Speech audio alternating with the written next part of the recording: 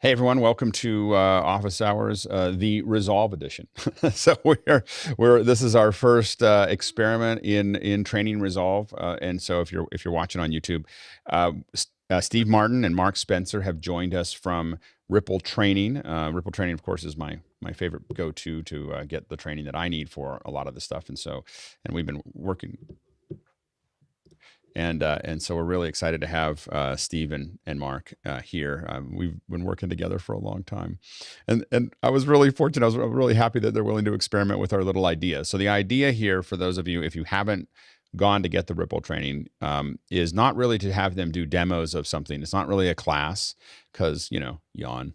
Anyway, this is really the goal is for you to watch the videos that Steve and Mark worked on. And I know you only had them for a couple of days, so it might be a little bit more general today. And then to ask questions and fill those questions in as we kind of move through it. And so what we're going to be doing between now and the next one. Now, there's going to be 2 weeks between this one and the next one. I think Steve and Mark have another event next week. So they're going to be doing that. And for those of you watching on Saturday, we're going to be talking about how the remotes do what they do instead. So there'll still be something. It'll still be a long day. In fact, a longer day. But anyway, what the goal here overall is to build a group of people within Office Hours that has first a basic knowledge and then a more advanced knowledge of Resolve. I think that HDR and Surround are going to become a big deal as we go through this next year and next 2 years, because of what Apple's doing primarily. Is that they're pushing this pipeline down the path, and we need more refined tools to fully take advantage of those tools. So anyway, I wanted to pull us all together, have us all learn as much as we can from the guys at Ripple and from each other. We'll be building up. We have a Resolve area. We may build it up into more areas inside of our inside of Discord as we go through this. So we'll play that by ear. Is there anything opening remarks, Steve and Mark, that you want to give before we get started on the questions? First of all, it's good to see everybody.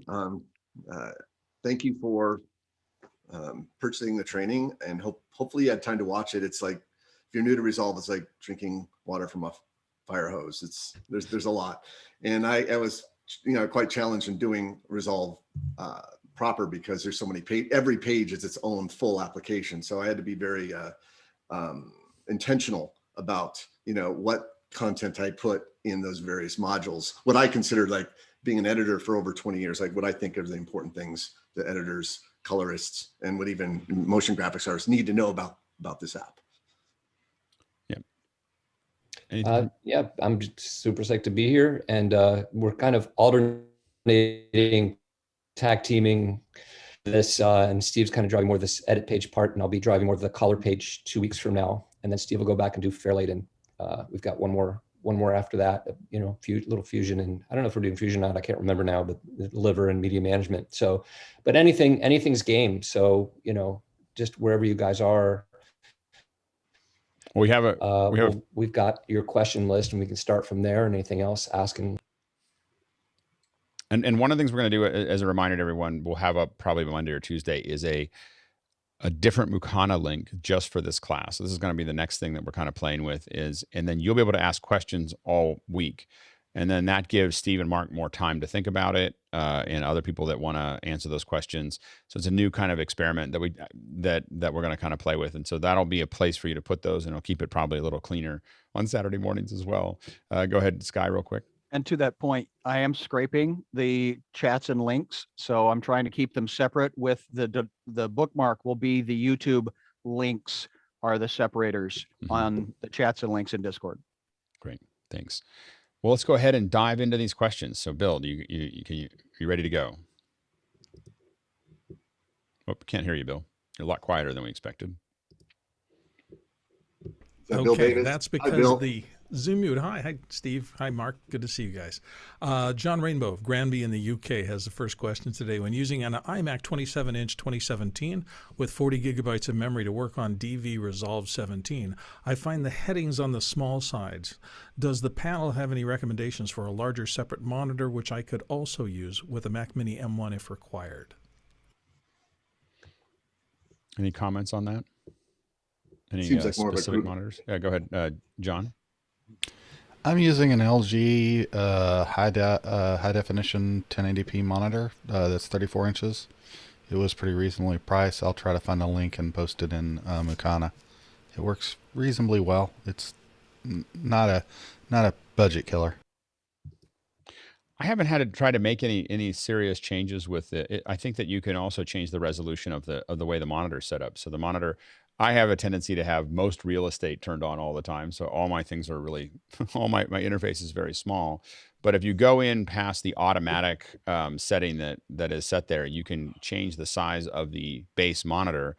And I think you can that'll make a lot of your interface a lot bigger. It also will take away real estate from your video. So you just have to know that you're going to, your video windows will get smaller because you are expanding the size of your interface. But I think that's probably the best solution if you're just trying to make the interface bigger. And obviously you can get into much larger monitors. Go ahead, TJ, and then Peter. I posted a link to a 32-inch LG monitor for John earlier, and I'll post that link again here in a minute. Go ahead, Peter. Oh, yeah, Peter and then Mark. Yeah, I was going to say two things. One was I use the Dell Ultra 32-inch 4K monitor, but I like you. I try and leave it full resolution all the time, but I have found that sometimes it's useful to not just, you can play with the scaling factor if you have to, which is what you were talking about, to get, sometimes these old eyes get a little tired. Go ahead, Mark, and then we'll move on.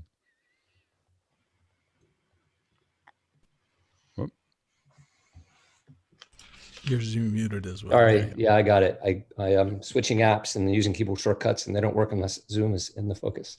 So LG also makes a 4K monitor. They make a 4K and a 5K. The 4K is significantly less expensive than the 5K monitor and is a decent size. I believe it's 24, 27. It's not in front of me now because I'm remote, but I just want to mention Resolve does support the ability to split the interface. So you can put like the timeline on a separate display, and that will certainly help once you're splitting the interface, even if the screen isn't huge.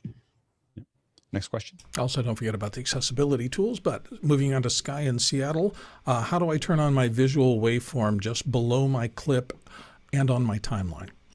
I can answer that. Let's see here. Go ahead and do a fancy switch to my UI. All right. Oh, So yeah, a little barn door even. Fancy. I like old, 90s style, 80s style switcher effects. Yeah. Anyway. Wipes, yeah. So you can see I have my waveforms on here. So you take your mouse up here, this little button right here. It's a timelines options button in the upper left. You just click that. This window comes up and there's a button right here. And this is what turns on and off the waveforms. So that is the button. Great. And also on the source side, in that when you bring your source up and it shows that little. Oops. Yeah, it looks like. I love the PCH. What a great shot. Yeah. I actually, did Resolve just crash? Yeah, it did. Okay, we'll give it. Yeah, there we go. I'll relaunch it, but yeah, I do like PCH in graphic style. It's pretty awesome. Yeah. All right. Next question. TJ Asher from the panel here in Minneapolis, Minnesota said, I had issues where I ended up with a yellow triangle with exclamation point next to the home button, and the entire UI was unresponsive. Nothing I did could bring it back to life, and there was no other modal window. Was not touching Resolve at the time. Any idea what I did or what might have happened? Well, I can, while Steve's relaunching, he might have another comment on this.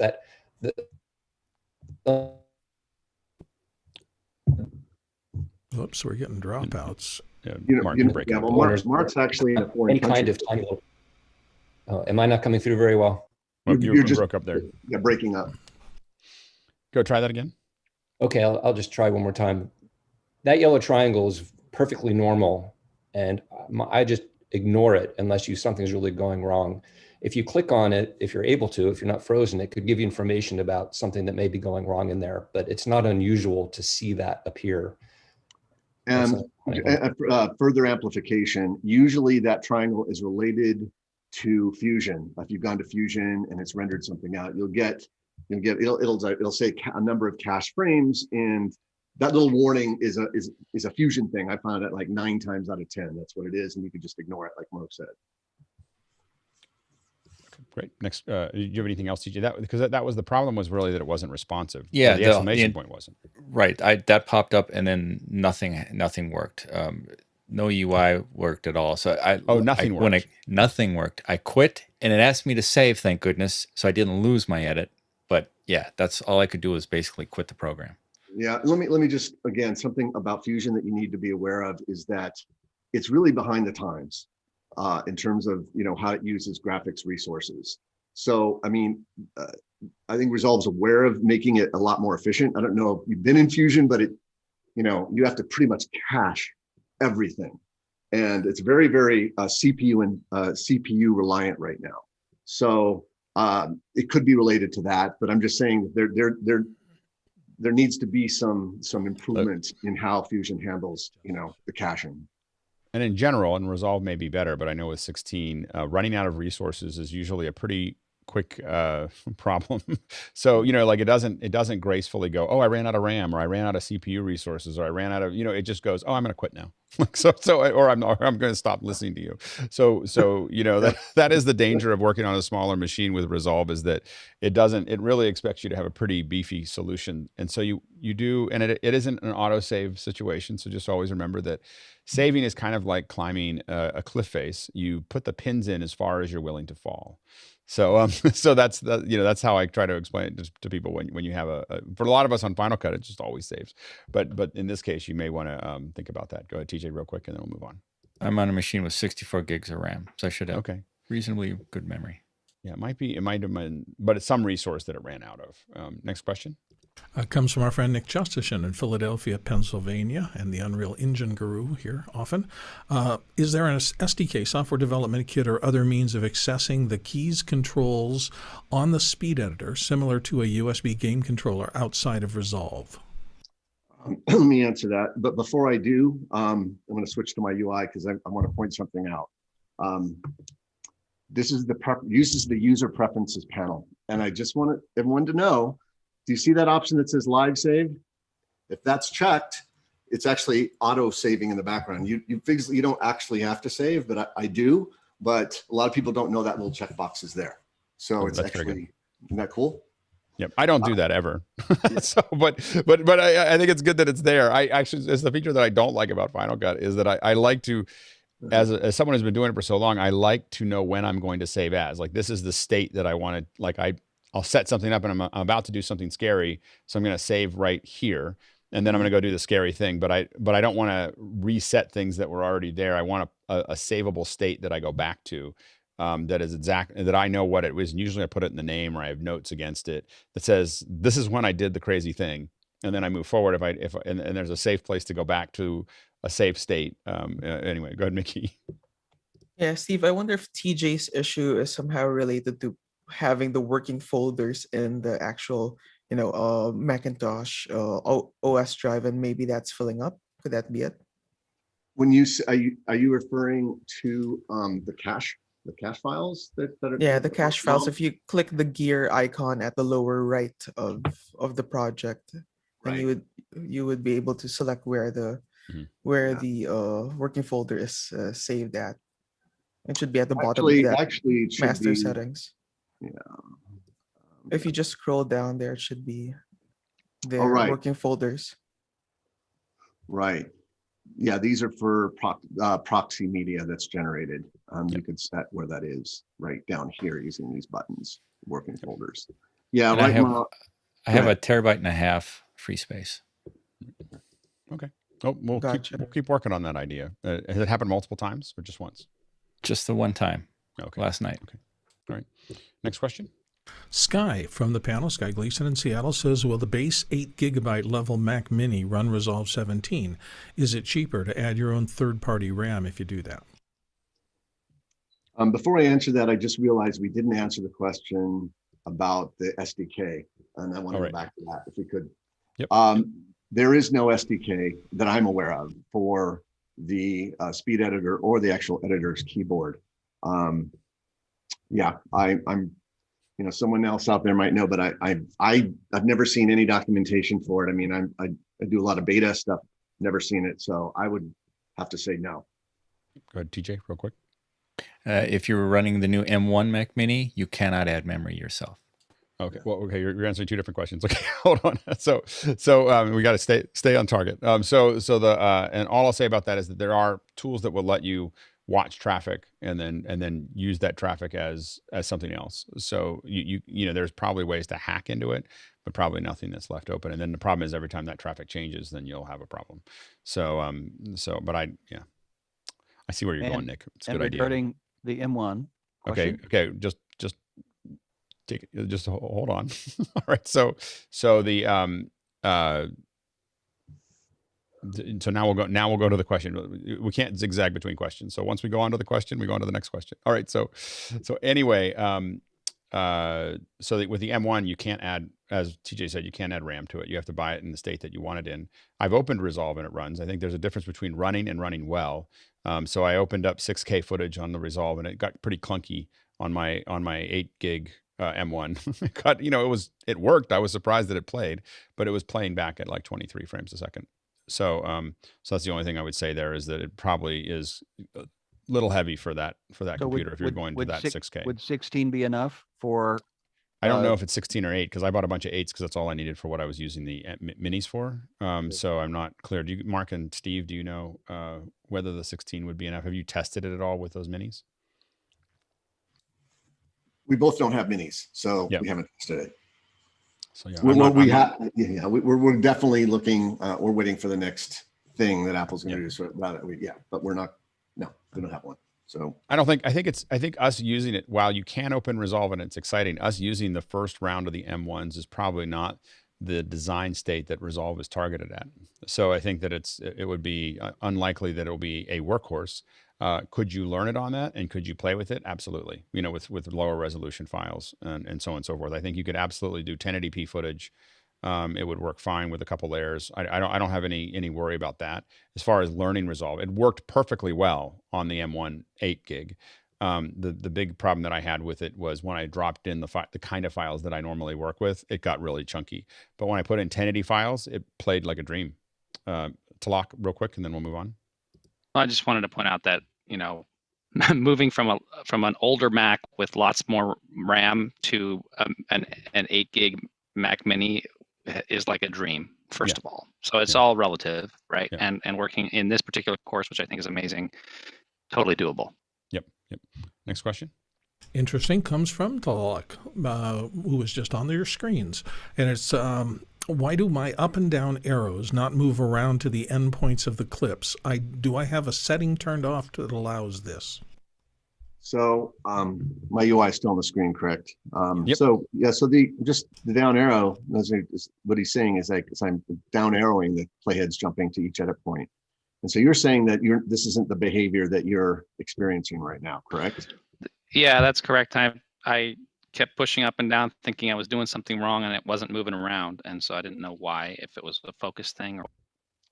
It's not. In fact, just go to your Resolve, Davinci Resolve, and go to keyboard customization and make sure up in the upper right that you're set for the Davinci Resolve keyboard and not for something else. Because if you use the Davinci Resolve keyboard, it'll ought to be mapped to each edit point for those arrow keys. So outside of that, I don't have any other suggestions why it wouldn't work. It's the default. I think that's exactly it. Thank you so much. Awesome. Solved. Next question. Garrick Parmalee of the panel in Columbia, Missouri says, on the cut page, when organizing files into bins, is there an easy way to move clips between bins? All right, I'll take that one since I'm here. So here I'm in the edit page, and let's say I'm in the edit page. You see my bins here. You can see my clips. Obviously, it's easy to just grab these clips and then drop them into any bin you want. It's a little bit different on the cut page because you don't get this view in the cut page. So if you go to the cut page here, and if I go to my master bin, it doesn't give you that layout. So I can see my bins here, and if I want to do the same thing in here, I would have to go into B-roll, select the clip, Command X, and then go back into the breadcrumb trail, go into the next bin, and then Command V paste, which is a lot of work. So if you need to do this, jump over the edit page, get your organization, jump back to the cut page. That's perfect. That's great. Next question. Okay, moving on, I guess, to James Fosseline of Minneapolis, Minnesota, on Resolve training on 2 screens. I want to control the training video separately. Could I use MIDI foot pedals through a MIDI keyboard controller to map the spacebar and another foot pedal to the back arrow? This is not really a Resolve question. It's more of an operational question. OS, yeah. The easiest way to do that, maybe not the cheapest way to do that, is with X keys. You can set up a foot pedal and then have it driven to a keystroke, and you can even target it at certain things. So X keys is the solution. Next question. James Fosseline is back from Minneapolis with any tips with training to work between watching a training video and working with the program. I wish training videos would stop and back up seconds when my eyes move to the program interface and restart when my eyes return to the training video. You're living in the future. That's the whole thing. That's your problem, is you're unhappy with the past, because you're this is the future of being able to just look over and have it play back and then jump to it. Yeah. So but I think that for me, it's just 2 separate computers with in QuickTime with JKL, because QuickTime actually, I believe the new QuickTime still does that, but I usually have it open in something else, but QuickTime is what I used to use for that. Anyway, but I download all the footage and then I put it into a playback that I can do JKL, and then when I'm doing training, I just go back and forth, because then I can go fast too. So anyway, our online player also supports JKL. It does. Does the player support JKL? Absolutely. Of course it would. Of course it would, because it's you guys. So so through the web you can do the same thing with JKL, which is great. You guys are all familiar with the app switching, Command Tab on a Mac, right? I don't know how many of you, but I just Command Tab. You're in the player, JKL, Command Tab back in the interface, Command Tab back to the player, and that's what I do. Works well for me. My big thing with training is I usually have it on a separate window, a separate computer, even, just so I don't have to think about it, Guy. But I don't use the web interface because I'm usually disconnected. Does the player support JKL? A funny one over it. Steve Martin, chunkalyzed learning. Through the web, you can do the same. Ooh, that was what was that? I think YouTube is playing back out to us. That's funny. Yeah. That was awesome. All right, let's keep moving. We're going to run out of time if we don't keep moving. All right, next question. J.K. Asher, Minneapolis, says, when I rendered my Nelson Teaser 1 video as H.265 using Quick Export, the sound sync was seconds off. Any ideas? Yeah. It's kind of a known issue that sometimes if you run an X264, it's out of sync. All I could say is just let the post a comment. The only way I've found to work around it doesn't happen all the time, but when it does, I just render out as a ProRes and then render out H.264 from that. That's my workaround. I never, other than just simple proxies to show someone something, I never export H.264 out of Resolve ever. The compressor, I think, is not acceptable. And so it's,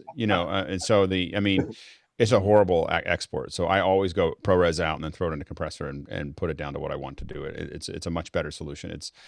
And I did that mostly with Final Cut too. I like to have the control of a real compressor. I know it takes one extra step, but it's worth it. Next question. John Pruitt, our panelist from Huntersville, when I imported the videos into Resolve, they imported in a completely different order than the training. This made it a little more challenging to follow along. Second lesson, how do I reorder the videos to match the lesson? Oh, okay. Well, I'm assuming you're in the edit page because I had a lesson on the cut page too, but basically you have a little button right up here at the top. It allows you to sort. And in the training, I say sort by clip name, but you can sort by duration type, what have you here. Let me go into this B-roll bin here. And then you can see as I change this, it changes the sort order. Basically, there's an identical pop-up inside the cut page as well. If I jump over there, you'll see that same pop-up. Actually, it's on the right side of the cut page, but there's the same pop-up with a little bit different, feel it. But if you set it for clip name, you'll be exactly what I use for the training. Next question. Ian McPherson of Georgiana says, what's the best practice for updating Resolve to a new version? Uninstall the previous version or install over top of the old one, or does it matter? I don't think it matters. I've talked to several people at BMD and they don't seem to think it matters. It just literally overwrites the top. I haven't had any issues doing it that way. It just saves me a step. But if you feel like I got to clean out and, uninstall it. but I haven't had any problems with it. Yep. Sky, real quick. Just seconding that. I did that last night about 11:30, and it overwrote over my 15 version with 17 because I have the license. Yep, great. Next question. Yep. Ray Maxwell, Vancouver, British Columbia. Can you import Dolby Vision files from the iPhone 12 Pro to Resolve? I haven't tried it. There's no reason why you shouldn't be able to bring in an iPhone. It's, it's a .mp4. I have. Mark, have you brought in? You have? Yeah. So Alex will answer the question. Yeah, Mark, have you done it? Go ahead, Mark. You can jump in. There he goes. No, I don't know. I've done it extensively in Final Cut, and people were really confused because they bring iPhone 12 HDR footage and the Final Cut doesn't look right, and it creates a lot of confusion. So I think you probably bring Resolve and you'll have the same confusion. Yeah. So the main thing is to make sure that you want to look at it in QuickTime first before you bring it into Resolve. So a lot of times there's ways to export out of photos and out of your camera, out of your phone, that is not going to be the right color space. So you do have to copy it directly from your phone, out to, so I usually, plug it in. Oftentimes it may not share it correctly inside of photos. So I usually plug my phone directly into my computer, and I pull it off there. Then I copy it to my desktop, and in my desktop, I open it up in QuickTime and I look at it and make sure that it should say BT20. I think it says BT. I don't have it right in front of me, but it's like BT 2020 HLG or whatever. And so that is it. Now the reality is I don't think that that's carrying the Dolby Vision metadata. I think it's just an HLG source, but it is an HDR source that you can pull into. It's a 10-bit HLG source that is. You can pull that into Resolve. It's not going to, I don't think it's going to carry the vision data, the metadata. It's just going to be an HDR, kind of vanilla thing that you can put in there, but you do have the extra bit depth as well as the gamma curve that you can then work with. I've had to do a lot of iPhone to Resolve. So anyway, and so that once you get it in there, you do have that extra range to work with, and it does look pretty amazing when you have it there. But it will look like, if you have an older machine, your 2020 and above machines that you bought will do a conversion of, for some reason, tone mapping. So it'll tone map, even though the screen is really not that bright. It will tone map down to something that looks correct. Anything before that will look weird. And so that's the problem. It'll look dark, most likely, usually like someone poured coffee through it, or it'll look really bright. So one or the other, but it won't, but it'll look pretty correct on the newer machines. The thing to know is that if you're going to start using that footage, you do need something that can display it in high dynamic range. And so usually you need to be able to send it out. I have the Blackmagic 4K whatever that is. I can't think of the name of it right now. That export, that's my play out. So then I can play that out to an HDR monitor. And in my case, I think I'm using some kind of LG that I have there. And so then you can play it out and look at it and see what it looks like at full gamut. Go ahead, Ray, real quick. Yeah, will it work with the XDR, the Apple XDR? Yeah, the Apple XDR is also tone mapping. Charles, do you want to say anything about the Apple XDR versus others? Yeah, I think for an entryway into HDR, it's a great place to start. And especially if you're on a Mac computer, it's going to be great. And as I said before, the only issue that I've seen is due to the structure of the panel, how it's built. If you are working with pinpoint light sources that are traveling through the screen, you'll get a little bit of a halo effect and a bloom due to all the panels that are coming in on and off. Aside from that, the colors, I know people that are delivering HDR Dolby to Netflix, and they're using that for particular shots where it's not very dark, but it's beautiful color. And if you can go and calibrate it now that they gave you the new options to do so, it's actually really nice. So as an entry point, it's a great price. It's a great screen. We have to remember when it says the entry point. We have to remember that everyone that the nomenclature of Charles, there's an Alex is $700, Mickey's $3,200, and a Charles is $11,000. So anyway, no, yeah, there. It's the office hours price question. Guide right there, guys. Exactly. Read it and weep. Next question. Moving on to Alex 40 Golner in London, our friend. Is there a place to see how much space the cache media is taking on your drives?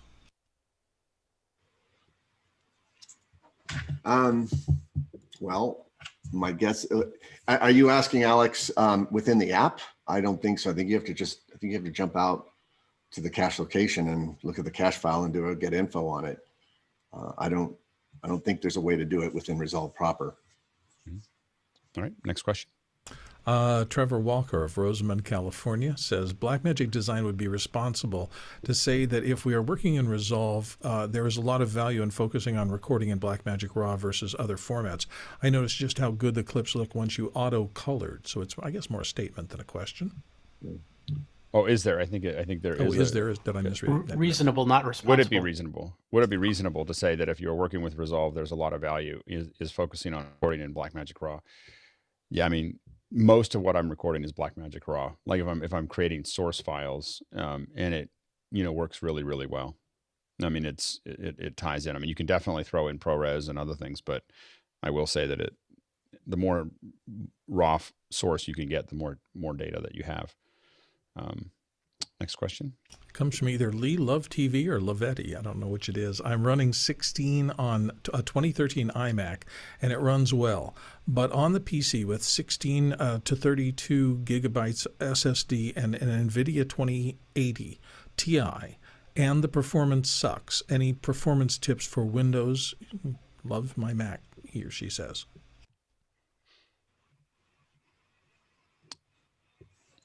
It should work with that, but I don't know enough about the PC. Go ahead, Jeffrey. It says 32 gigabyte SSD. I'm assuming it's a 320 gigabyte SSD, so I would check to see what you have on the SSD and see if you have it close to filled. Maybe put some more storage on. That's the only thing I can think of from there. Next question.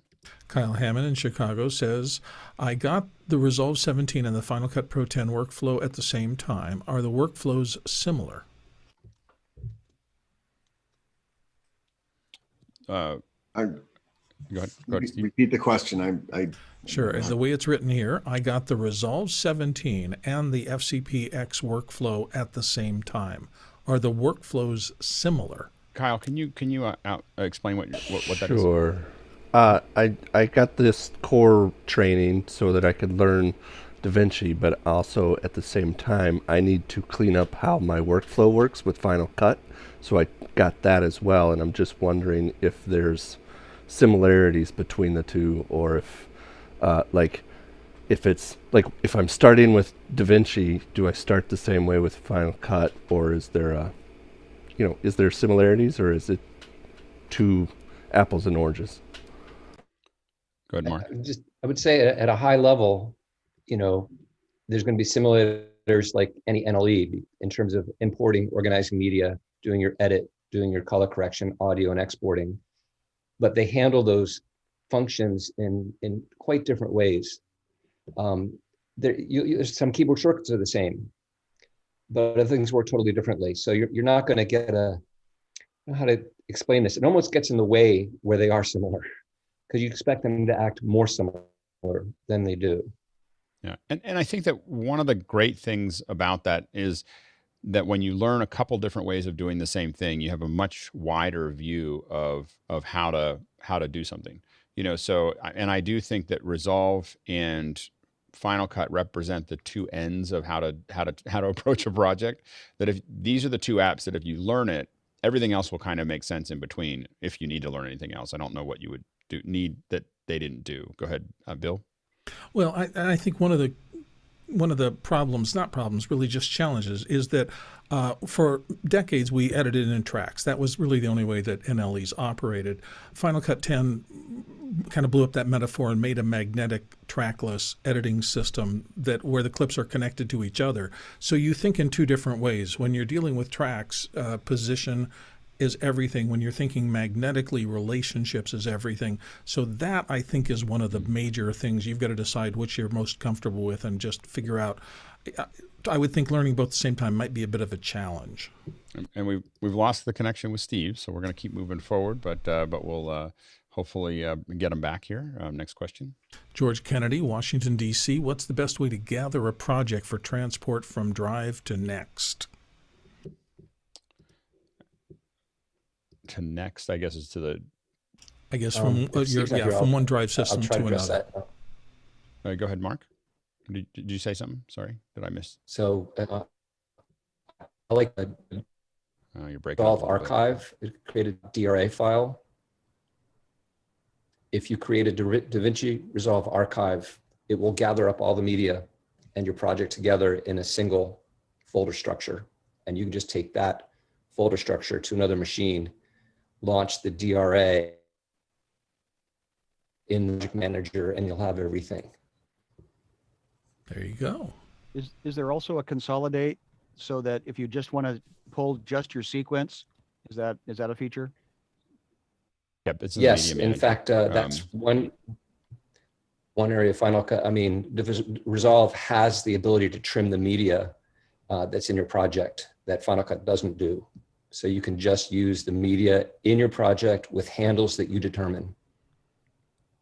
Yeah, so once you get to a final project, you can say, oh, I just want and what's great about it is it's the one place you can do it with BRAW. So it'll write, because it'll write the BRAW, so it'll clip out those clips all the way through and not take them out of BRAW as well. So it's good. But it does add additional storage space because it's making copies. Is that? Well, yeah, it'll do that. Yep, absolutely. Next question. Gunnar Bulger of Burlington, I believe, Vermont, when importing a Final Cut XML into a Davinci Resolve timeline, clips are set at a different frame rate compared to the project frame rate. They show offline, others are fine. I have mixed frame rate format Final Cut checked. Is there a secret at importing mixed frame rates via XML? None that I know of. That XML interchange between Final Cut and Resolve requires some preparatory steps for it to work satisfactorily. Everything is not going to come through, and especially with a mixed rate timeline. I think that was as well said as I've ever heard. Yeah. Charles? I would avoid mixed frame rates at all cost, especially if you're going to try and do any heavy color windowing, tracking, compositing in Resolve. Just try to avoid it. And I have to admit that I am very, very old school, that I conform not only the frame rates, but everything before I start. The only thing that I'll leave is BRAW and then the other tracks that I do, but I generally will otherwise just conform everything. I know that all these apps tell us that they can do that, but I find that everything runs smoother. I have to go past it every moment. And it's just easier if I just push everything into the same pipe and conform it on the way in. And I know that that's an old school way of doing things, but I don't know. It's hard to get me out of that. And we're going to keep moving because we're going to run out of time. Next question. Trevor Walker is up. I'm Trevor Walker from Rosamond, California. For editing 4K, how much RAM should you have? Currently have 32 gigs on the way, but now I'm wondering if I should have ordered 64 gigs. Processor is Ryzen 5950 and a 2080 Ti GPU with a full Resolve license. Yeah, go ahead, Charles. I'm running on a Mac. I do know some people that are running the 2080 Ti and they're running 64 and 128, and sometimes they run into issues. So I can expect you'll be running into issues as well. I would up for the more RAM, just give yourself that headroom and a bit of a room to breathe.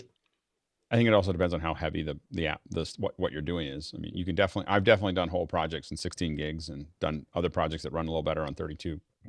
And so you can run it, but definitely as your resolution, you can't.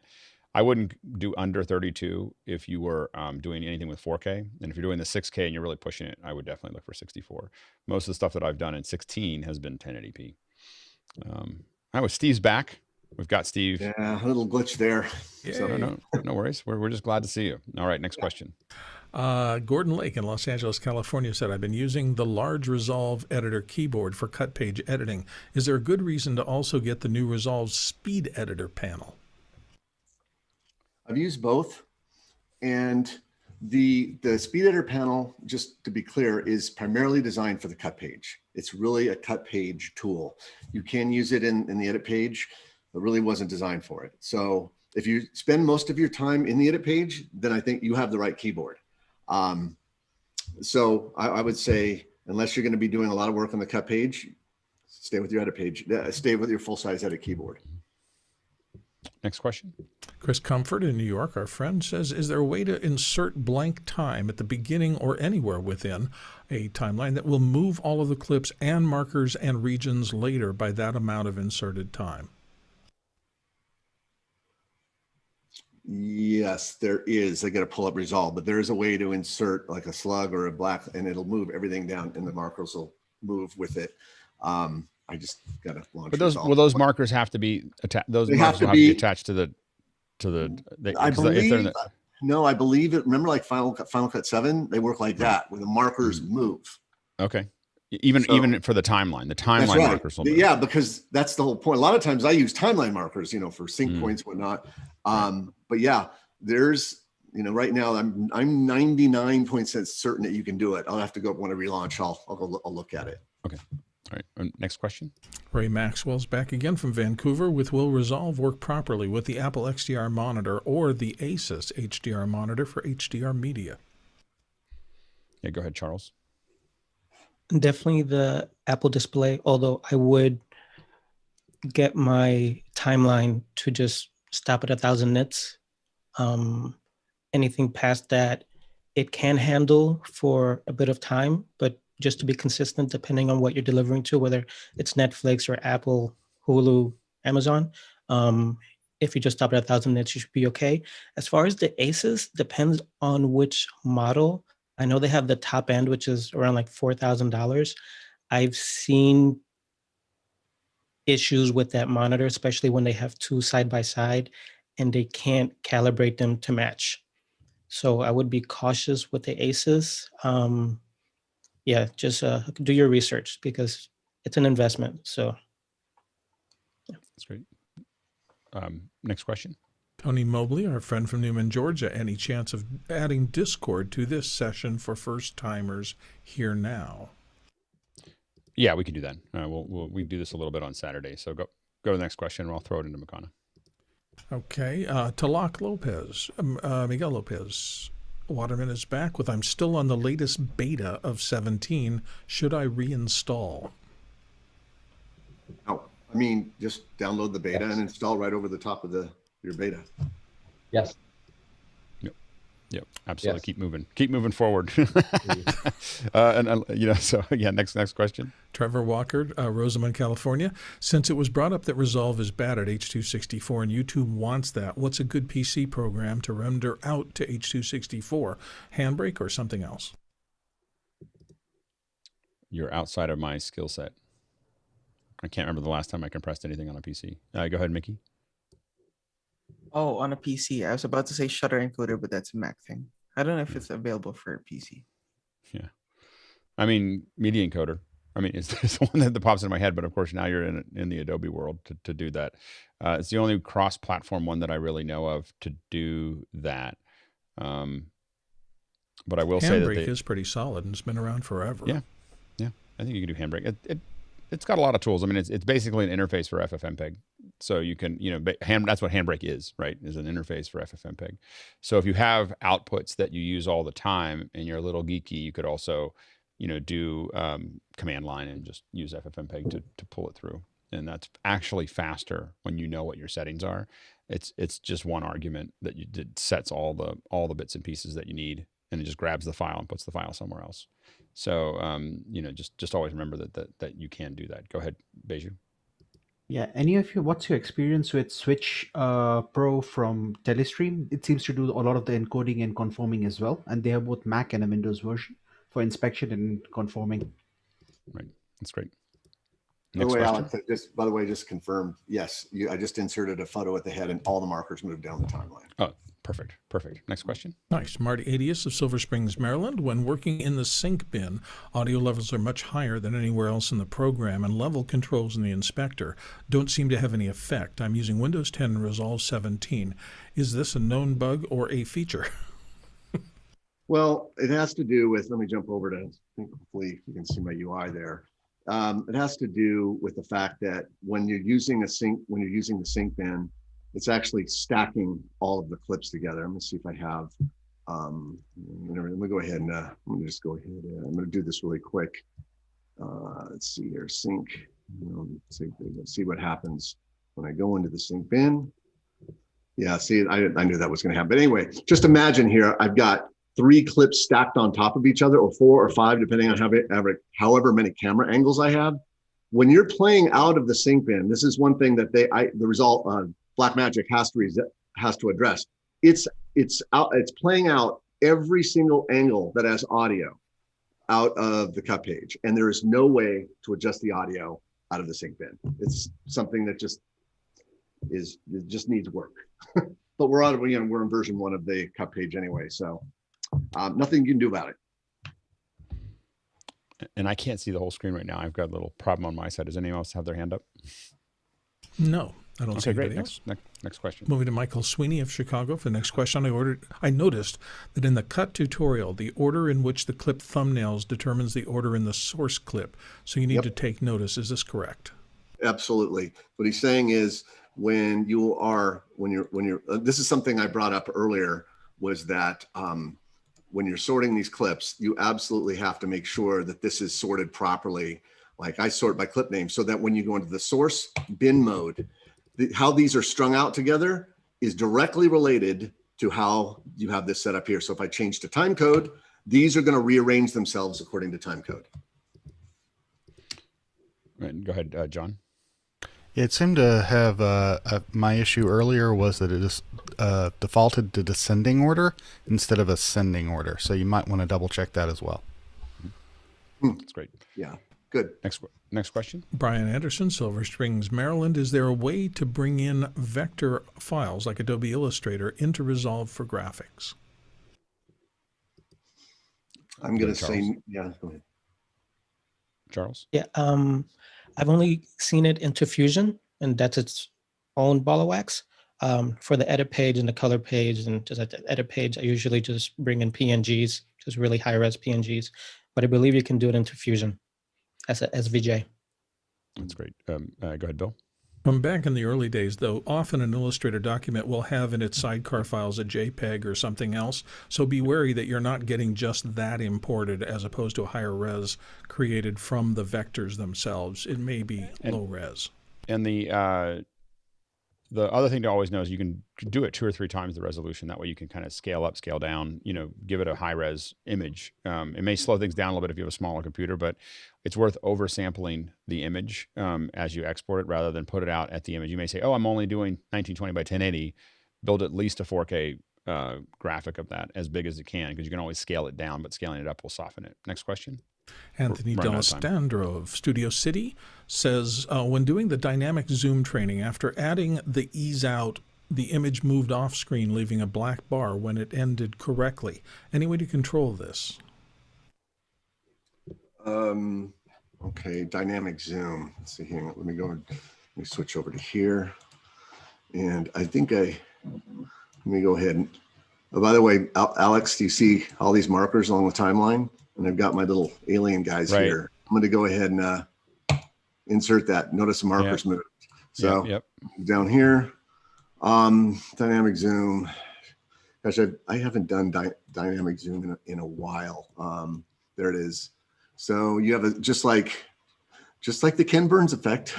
You can set your starting and end frame here, and it says that you got black bars. Well, part of it too is how the photo is set up. You may have to go into right now, this is a, what is it, 4x3 or 5 or 5x7 photo. You're definitely going to want to have this expanded out to fill the resolution of your monitor. You go in, there's a new, go ahead. I think that what's happening there is you have to understand how the motion curves work. So basically what's happening is if you move those motion curves on that dynamic piece, what it's doing because it goes black, a black bar and then comes back, it means that the F curve, basically had a lip that that basically moved the center point past where it needs to be and then came back to where it is.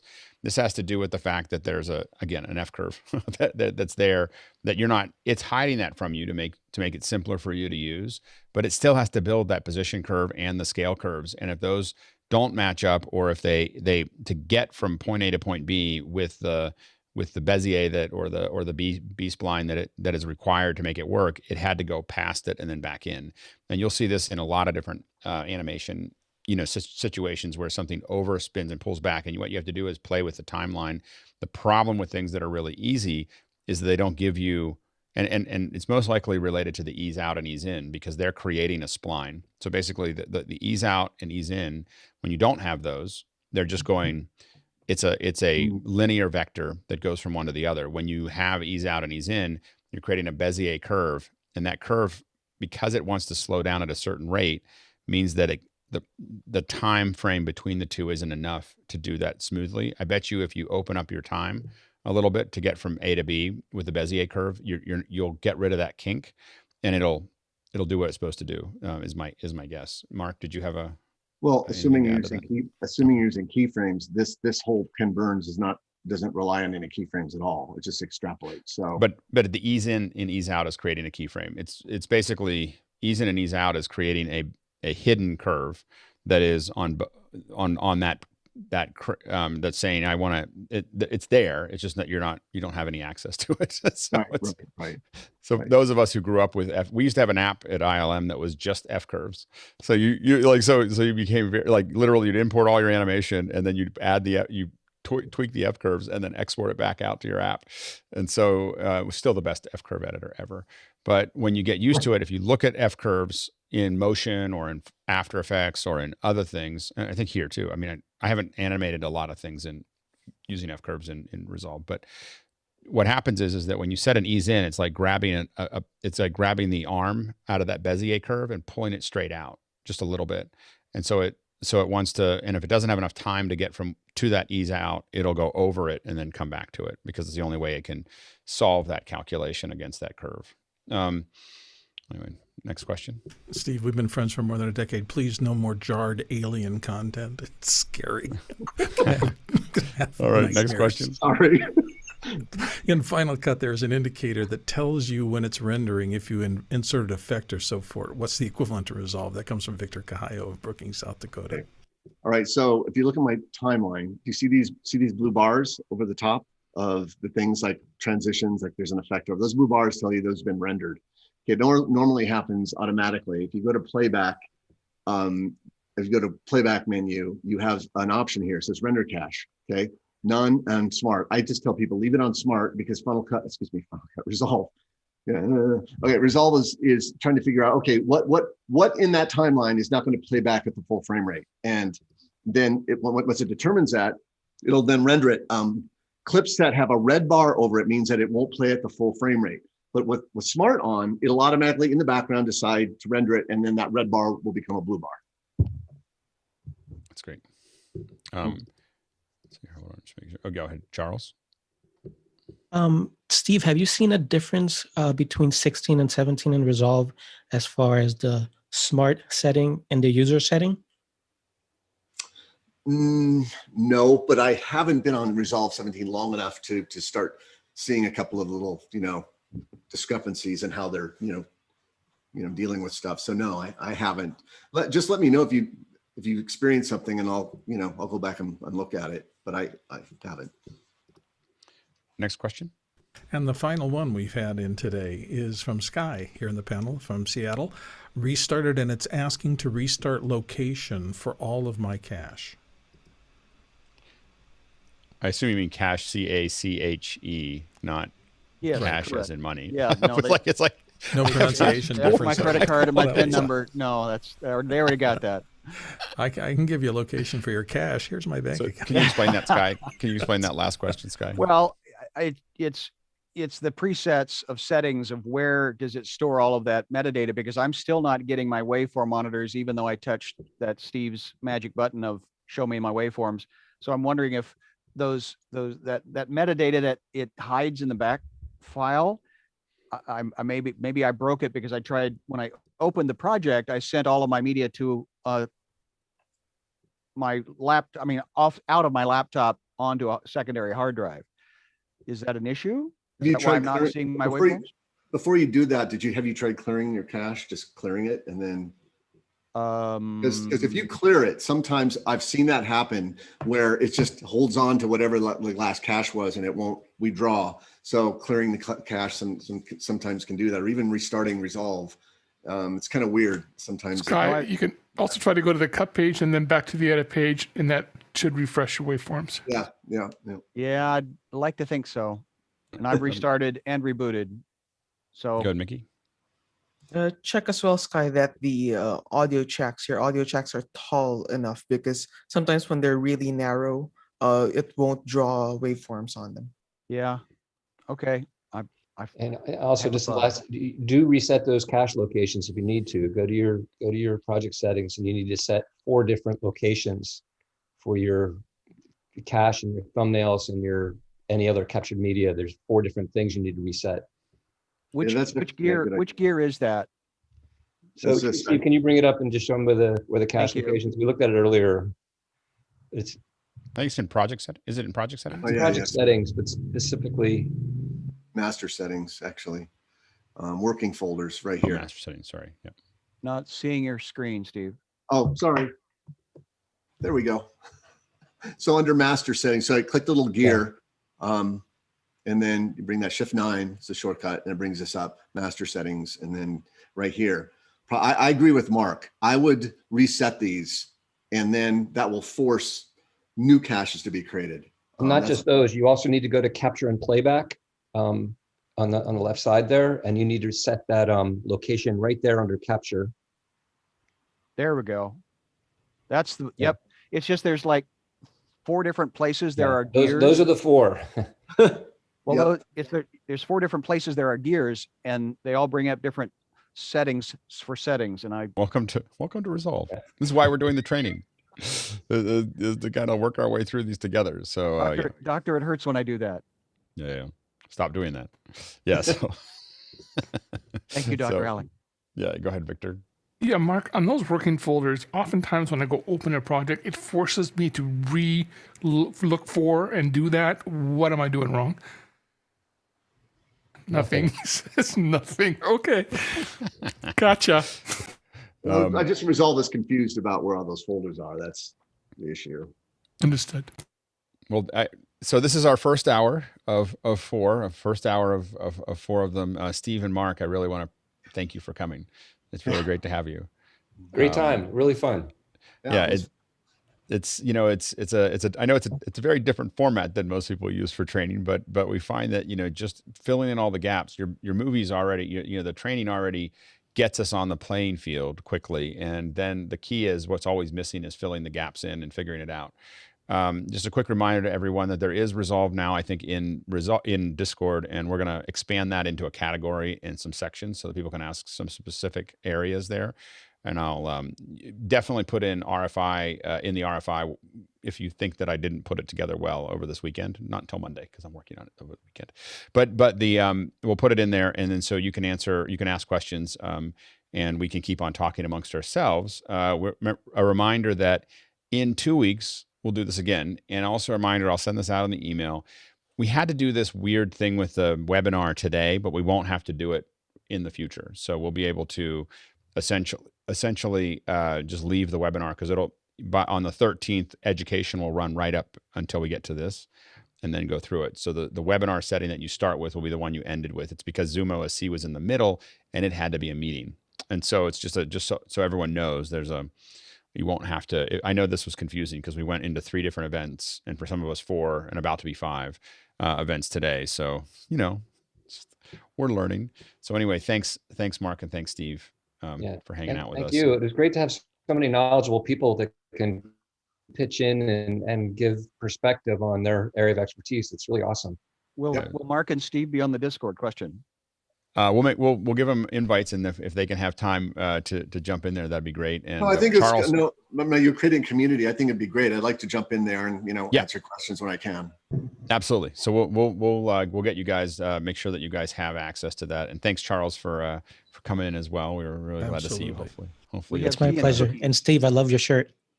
Oh, thanks. Apple Store, Cupertino. It's the only place you can get it. That's awesome. All right, I'm going to start up the post show. If you're looking for that, of course, the links to the post show are in the emails you get every morning at the very bottom. And we'll start up, and we are going to create now not only a Zoom OSC extra room, but a Resolve room. So if you want to keep talking Resolve while we do whatever else we're talking about, you can do that as well. And we'll be doing that every day in the pre-show and in the post show. All right, thanks everybody. And thanks, guys. We'll see you. We'll see you. Bye.